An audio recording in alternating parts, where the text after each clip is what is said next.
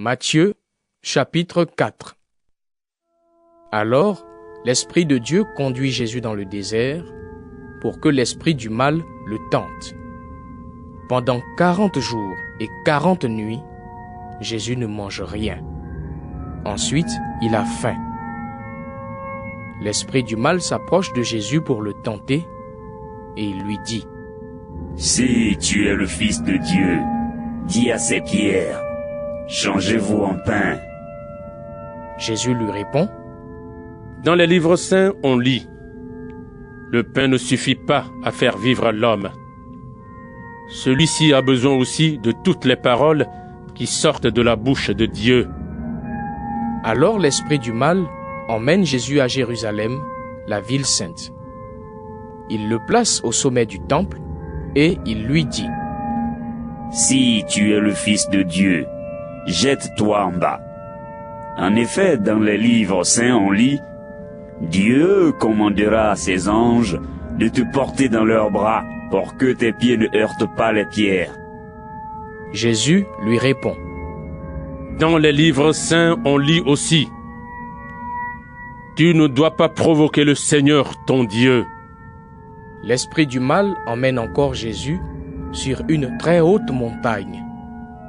Il lui montre tous les royaumes du monde avec leurs richesses et il lui dit: « Mets-toi à genoux devant moi pour m'adorer et je vais te donner tout cela. » Jésus lui dit: « Va-t'en, Satan!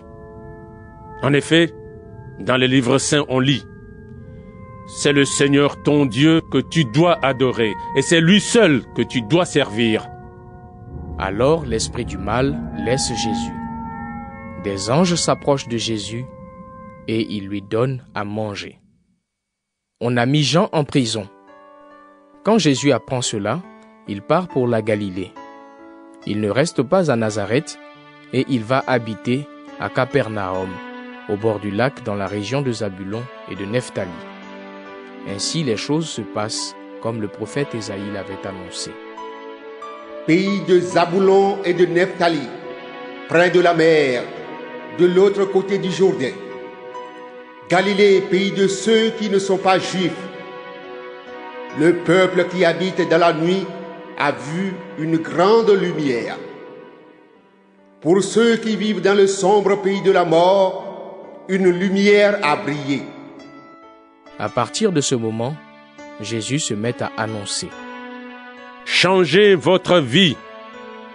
Oui, le royaume des cieux est tout près de vous. » Jésus marche au bord du lac de Galilée.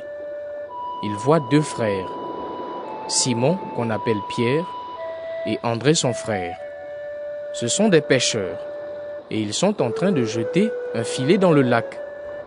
Jésus leur dit: « Venez avec moi, et je ferai de vous des pêcheurs d'hommes. » Aussitôt, ils laissent leur filet et ils suivent Jésus.